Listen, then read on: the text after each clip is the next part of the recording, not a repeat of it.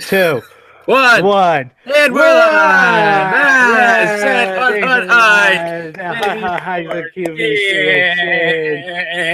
Merry Christmas, Yeah. everybody. Merry Welcome to another post-Christmas. edition of Happy the almost New QBC Year. Exchange. Have you seen my dad?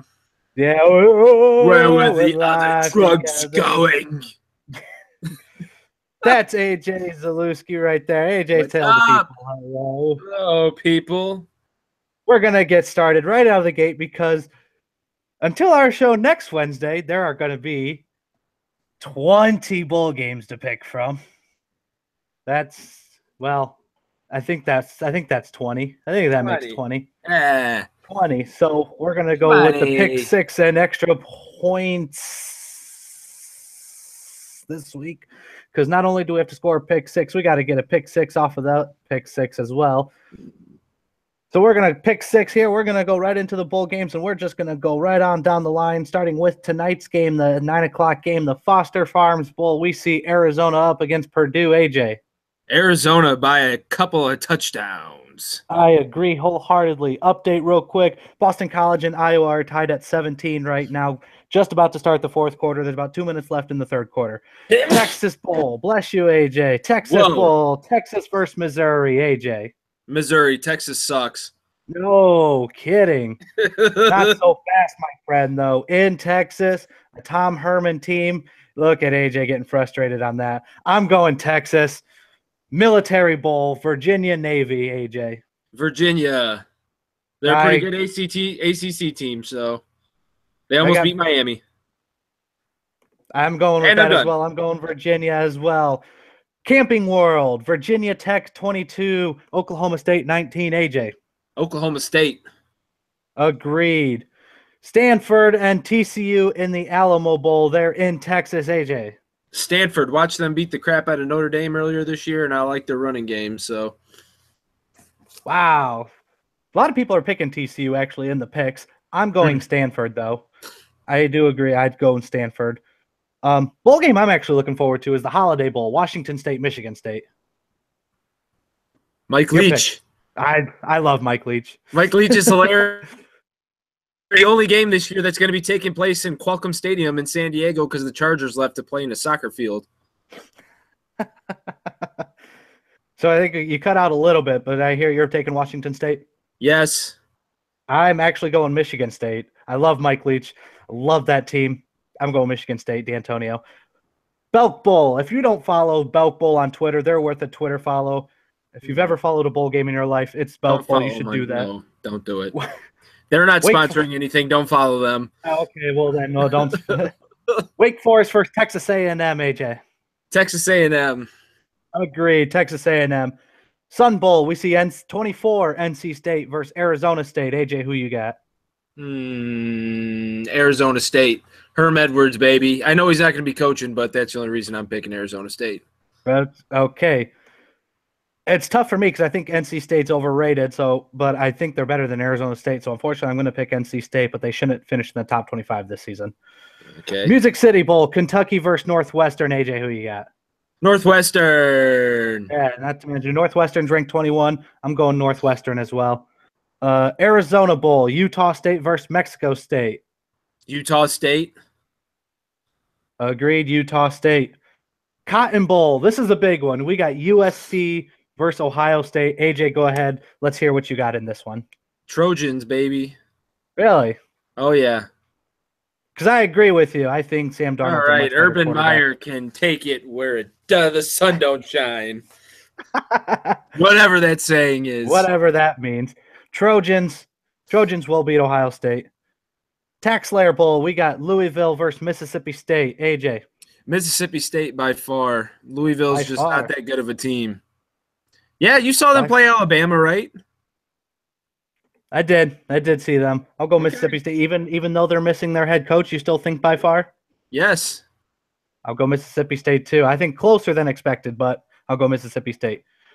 Number 20, Memphis versus Iowa State. AJ, who you got? Iowa State for the Clan. The Toledo Clan. For the Clan. I got Iowa State as well. That's what I picked. Fiesta Bowl shows Washington, number 11, versus Penn State, number 9. AJ, who you got? Penn State. Agreed. Saquon Barkley's just too good. Washington's a good team too, but Saquon Barkley's just good. Orange Bowl, number 10, Miami versus number 6, Wisconsin. AJ doesn't like predicting, so you can just analyze this game if you'd like. You don't like picking Miami, so go ahead. Well, Miami can't throw the ball, and they can't really run the ball. All they can do is play defense, but luckily Wisconsin can't throw the ball or run the ball, and all they can do is play defense. So I'm looking for a 3-2 score. It could be a toss-up either way. I'm actually picking Miami. Maybe even a 2-2 tie. You know, I don't know. Let's hope for a tie. Let's hope for a 2-2 tie. Yeah, that'd be great. I'm actually going Miami. Picking Miami in that one. I'll go ahead and pick. I don't care what you think. Yeah, I'd pick Miami too, but I'm going to go ahead and pick this one too, homie. Outback Bowl, Michigan versus South Carolina. AJ, who you got? South Carolina. No kidding. Khaki Pants needs to take a back seat for a little while. He's got to figure his life out. He's got four top recruits coming in, including Shea Patterson. He needs to get a quarterback until he can win. You can't win without him. Don't worry about them come the end of the season because he's focused on this season. And they Who's the quarterback starting for Michigan right now? That defense can carry him. Who is the quarterback? I don't even know his name. I actually don't know any of their names. So I believe it's still Tate Forcier.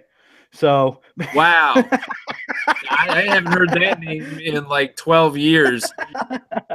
Wow. And Sam McGuffey's their running back. Wow, so, I remember that guy. Michigan's gonna win because they're gonna have a running back starting at quarterback. Peach Bowl. Jesus. Interesting pick here. Peach Bowl. Central Florida versus Auburn. AJ, who you got? I got Auburn. They're going to be not that Central Florida's not a good team, but they don't have their coach, Scott Frost, anymore. He's already gone to Nebraska. Auburn, I can bet, is going to be really pissed by the way they got their butt whooped by Georgia in that SEC championship game. So it's actually false. Scott Frost is coaching in this game. Okay, well, either way, they're not going to win. Didn't know that, but it's amazing. I got to give props to Scott Frost. He's splitting his time planning for this and recruiting for Nebraska. Good for him. I don't think you can do that, though. You got to be all in or all out. College football is not like working at McDonald's and then working another job somewhere else. You can't do that. Jeez. I'm still picking Auburn. I'm just giving Scott Frost props for that. Boo that guy. Citrus Bowl, Notre Dame versus LSU, AJ. God, this is a toss-up because both of these teams really geez. Can we go for another tie? Is that possible? Can we do another tie? I'm saying out of 20 games and we're picking 2 twice. I don't think we can do that. So what's a twi? So it's a twi. All right, I'll take LSU just because I don't like Notre Dame and they got their ass whooped by Miami. So I don't like Notre Dame either. But they're both awful. I mean, the one lost to Troy. The other's just way overrated. I'm going LSU in this one. Fair. And now we get to the granddaddy of them all, the Rose Bowl here, where we get to start with the playoffs. Georgia and Oklahoma. AJ, who you got? Pretty sure I got Georgia. Yeah, Georgia. Really? Yep. Listen, Oklahoma, they're a good team. Baker Mayfield's a decent quarterback. They don't have – you watch Georgia play Auburn and you've watched Alabama play Auburn. It's going to be the 2 SEC teams. So let's call it what it is. I'm going slightly opposite. I'm picking Oklahoma, and I'm picking Alabama to beat Clemson. So it will be Oklahoma and Alabama in the championship. Bonus question, AJ, who are you picking to win in it overall at this point? Alabama. Roll Tide. Nick Saban. At this point, I'm going Oklahoma still. They're a good team. Okay. And I've got them. I got money riding on Oklahoma winning it all. So I'm sure you got lots of money riding on Oklahoma winning it all. You're going to be rich. That's the pick 6 and the extra points brought to you by Dynabrass. Woo! Yeah. Dance all night, bitches. Shoot. Yeah, let's not say bitches on the air. Moving on to the next topic, we're going to go ahead and have the coach's hot seat meter reader. So we got a list of NFL coaches who deservedly to be on the hot seat, whether they are or not. AJ and I are going to talk about and slightly debate whether they are or not. We're going to have the cold, warm, lukewarm, hot, burning meter. Holy crap, I thought it was just cold, warm, hot. What are you adding all these extra ones for? Let's start with Dirk Cotter out of Tampa Bay. There's speculation going around. Nothing's confirmed. Nothing's denied. Huge regression in his second season. It was 9-7 last year. Now they're 4-11 so far this year. AJ, Dirk Cotter. Well, I never thought he should have been the coach. Basically, when Lovie Smith was the coach there, they drafted Jameis Winston. He had one season there. Dirk Cotter was the offensive coordinator. And then when they got rid of Lovie Smith, basically because they didn't want to lose Dirk Cotter, so they made Dirk Cotter head coach, which I thought was not a very good decision. And I think he should be on the hot seat, but I think he's got at least another year to try and prove himself. That's a huge regression, though. And you go that big of a regression, this final game of the season might be make or break for him. They should let go of him, but I agree that they'll probably give him a third season. Now, if anyone deserves to be on a hot seat right now, it is going to be the 0-15 man out of Cleveland, Hugh Jackson, who the Browns have said that they are committed to him for next season already. AJ, you buying that? Yeah, I am. I mean, who else are you going to bring in? Nobody wants to coach in Cleveland. I mean, it's a complete disaster. It's been a disaster. It's going to be a disaster for at least the next 10, 15 years. They're always going to suck. So, I mean, what are we really talking about? Who are they going to get that's better? One of the big things that new GM and head coach Hugh Jackson have said is they need to bring in a new offensive coordinator for next year. And I thought, okay, yeah, let's throw the offensive coordinator under the bus there. Then I did some investigative research into who the offensive coordinator is in Cleveland, and it's Hugh Jackson. Yeah. So, yeah, we'll go ahead and throw the offensive coordinator under the bus. They're not getting rid of the head coach, though. Not gonna. Can you do an offensive coordinator and a head coach doing the same thing? That's tough. Yeah. I mean, it's tough, but, I mean, Sean McVay does it out in Los Angeles. You know, it can be done. It just is extra work. But at the same time, I mean, the head coach doesn't have that much to do, so. Jack Del Rio out of the Oakland Las Vegas Raiders. According to Mike Flory of NBC Sports, he was told that there is a 50-50 shot whether Jack Del Rio returns next season or not. AJ, Jack Del Rio. Unfortunately, he's on the hot seat. A lot of people think he's not that great of a coach. I personally think he's a good coach. He just had, unfortunately, with Derek Carr getting hurt last year, that kind of set things back. They were 12-4 going into a playoff game against a really bad Houston Texans team and couldn't win it with that quarterback from Michigan State, whatever his name is. But, you know, I think he's going to get another year just because of the year he had last year. I mean, these knee-jerk reactions in the NFL always seem to set organizations back than they do moving forward. I think Jack Del Rio should get another year. He's done an excellent job. Like you said, Derek Carr. It's unfortunate. Unfortunately, the year they've had there. I think Jack Del Rio has done a tremendous job in Oakland. Should get another year there. We'll see what happens with that. Jay Gruden out of the Washington District of Columbia. That's the Washington, D.C. Redskins, for those of you. Word is the Christmas Eve win saved his job. That's the rumors going around. Other reports say he tops the Bengals wish list right now. So, AJ, Jay Gruden. He's on the hot seat, definitely. I mean, they're not going to have a quarterback next year if they don't sign Kirk Cousins, and they haven't been able to do it for the last 2 years, and I don't see how they're going to be able to get it done this year. So even if he does stick around for the job, he's not going to have a quarterback, and the team's just going to get way worse. So the only thing that would make sense is if they don't get Kirk Cousins and they keep him, he's the scapegoat for a 2-14 season next year, so they can draft a quarterback and get a new coach at that time. I'm hoping that Jay Gruden's let go so the Bengals can kind of like give him a call and he can bring his old brother John Gruden onto the staff too. John would never be anybody's second man. I can tell you that right now. I would love to have the brothers on a staff, man. That would be terrific. In Cincinnati, that'd be great.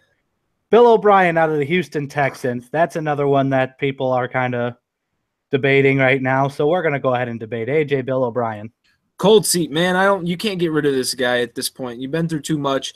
He's got him to the playoffs 2 of his 3 years. He has Deshaun Watson, and before Watson got hurt, you know, they were playing really, really well. and were really setting themselves up to do well in the playoffs and everything, I think, personally. And he would have been Rookie of the Year, so they got to give him at least another year with Watson. Does it bother you? Because it's been bothering Houston fans that his contract hasn't been extended, and next season is his last season on his contract. Should that bother him at all? I mean, it shouldn't. In the NFL, it doesn't matter if you can get a 5-year extension and get fired 2 weeks after you get that 5-year extension. So it doesn't really matter. Good point. I agree. Bill O'Brien should be the Texans head coach. He's a great coach. He's developed many quarterbacks along his way. Disappointing end to the season for the Lions, losing on the road to the Bengals when they had the playoffs served to them on a silver platter and they blew it. Should Jim Caldwell be on the hot seat? He should be fired. He should have been fired yesterday. I mean, I know Detroit keeps talking about how, they haven't been a potential winner for the last 5 years, but they have the highest paid player in the NFL. They've had the franchise quarterback for the last 6 seasons. You're not going to get that many more out of them. You got to get the right players around them, and you got to get a coaching staff that can support them and put them in plays and win. Do that. Neither can Jim Bob Cooter. So, Jim Bob Cooter. That guy sucks. Kid you not, there's an article released that says if the Lions were to fire Jim Caldwell, it's racist. So we'll see if that stops him from doing that. Yeah, but I agree. Caldwell should be gone. They regressed way too much. Mike Mularkey out of Tennessee Titans. No word from the front office. However, just 3 seasons, they've stayed absolutely the same along those ways. Mike Mularkey out of Tennessee, AJ. I just don't think they have the talent in Tennessee to win. I mean, they got Marcus Mariota, and he's obviously their franchise quarterback and their best player, but he hasn't really progressed, in my opinion. And I just don't – they don't have the talent around them to win. So I don't care who you bring in. They're not going to be that good next year either, especially with Jacksonville on the up and up, and then you still got Indianapolis if Andrew Luck can ever get on the field. So I think they're going to be a 500 team for as long as Mariota's a quarterback there. I don't care who the coach is. Wow. Strong prediction there, because I mean, you get teams like Buffalo who have no talent. They trade away their talent, and they're still producing, and they're still skating in the playoffs. Buffalo. You don't think Tennessee? This is the first year Buffalo's made the playoffs in like the last 10 years. They haven't won a playoff game either, and they're not playing that well. They just happen to have the Dolphins and Jets on their schedule twice a year. That helps too. Yeah. Speaking of the Jets, a head coach that I've been excited to see as a head coach, Todd Bowles. He's seen no progression as the Jets. It's unfortunate. He's regressed all 3 years he's been as the Jets. AJ, Todd Bowles. They got to keep him. I mean, he's a great coach, and they're not putting the players in. They're not getting them good players. Josh McCown's a starting quarterback. You're not going to win a lot of games with him at quarterback. They don't have a good defense. They've gutted their whole team, traded away all their best players. You can't win with that mindset. So I don't think it's his fault, and he should be given another shot. Another year. What we can never predict is what John Elway wants to do with the Denver Broncos. So we're going to go ahead and debate the Vance Joseph in his first season. AJ, Vance Joseph, is he going to be a one and done after this poor showing with the Denver Broncos? I don't think so, only because John Elway brought him in because he was handpicked by Gary Kubiak. So I think he'll give him another year, but at the same point, they don't have a quarterback, and they've played really the last 3 years without a starting quarterback, even though they won a Super Bowl with Peyton Manning. I mean, he wasn't the same that last year that they won. And the quarterback play has just been horrendous, and they can't do anything to improve it. They got to get a Kirk Cousins type player to see how far they can go. There's nothing. I mean, you'd think John Elway would be able to get someone in the draft that he'd be able to mold and develop. Well, John Elway's not going to do any coaching. That's true. Moving on to Dallas Cowboys, Jason Garrett. Jerry Jones already said that Garrett will return in 2018, but of course you can trust what Jerry Jones says about as much as Marty Moore trusts what Nick Saban says. So, Jason Garrett, 2018, AJ? He'll still be there. Jerry Jones has a lot of respect for Jason Garrett and really trusts him. I think they're going to put a lot of the blame on the lack of success this season on not having Zeke Elliott. And I know a lot of people say that Dak Prescott regressed without Zeke and he really didn't play well, but I really don't think Dak is that great of a quarterback, and he's the only reason he was as good as he was last year is because he had Zeke Elliott, and he's such a dynamic player. I'll agree. I mean, they still finished. They went 3-3 without Zeke. Even if they get one more win with Zeke in, I would think, and they're probably still fighting for a playoff spot. Yeah, it's tough to debate that. One that I didn't think we'd be talking about, but because there's what people are calling a fake report going around, so we'll go ahead and bring up. But there's no denying that Bruce Arians and the Arizona Cardinals have regressed, and there was a report circulating he has been asked to leave by the Arizona front office. And in a recent press conference, Bruce Arians called it, and I quote, fake news. Mm-hmm. So let's go ahead and discuss the fake news. AJ, Bruce Arians. I think he's still going to be on the staff and coaching next year. He's a good coach. My infatuation with the NFL is that people are so right now in the moment. What have you done for me lately? I mean, he's had a good team and he's taken them to the playoffs. They haven't won that many playoff games, but he's got the oldest team in the NFL. Carson Palmer, they traded for Adrian Peterson. They need to get some younger talent in there and see what he can do with that. But I think he's a good coach and he should be back next year. I agree. Like I said, I'm surprised he's on our list to talk about. I think he's a great coach. He's got a very, very, very aging team, and that doesn't help much at all. AJ, is there anybody else we missed? I know we talked about John Fox and Chuck Pagano last week. Is there any other news on them? Anybody you want to talk about? Not today, Chief. Excellent. Those are the coaches that deserve to be on the hot seat, and our indication whether they are or not. That's brought to you by the JV Report. JV, check it out. Moving on to the final drive. Moving on to the final drive of the show. AJ and I had this debate. I've had this debate with tons of people before, but we've seen at least 2 instances this weekend alone that almost cost teams their game.